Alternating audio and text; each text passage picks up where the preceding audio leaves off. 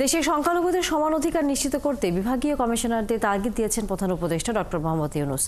বলেন, এই নিয়ে বিভিন্ন ধরনের অপপ্রচার চলছে, কিন্তু তিনি সরকার প্রমাণ করতে চায় দেশের সবাই একই পরিবারভুক্ত।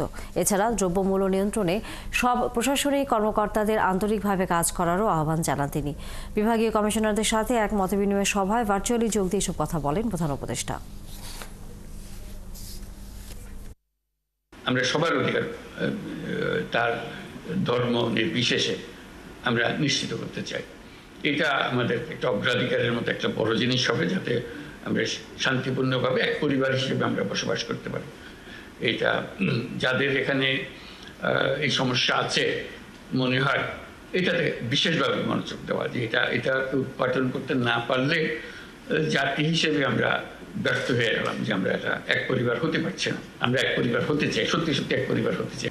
দ্রব্যমূল্য একটা বড় ইস্যু, এখান থেকে চেষ্টা হচ্ছে কিভাবে এটাকে আয়ত্তে আনা যায়।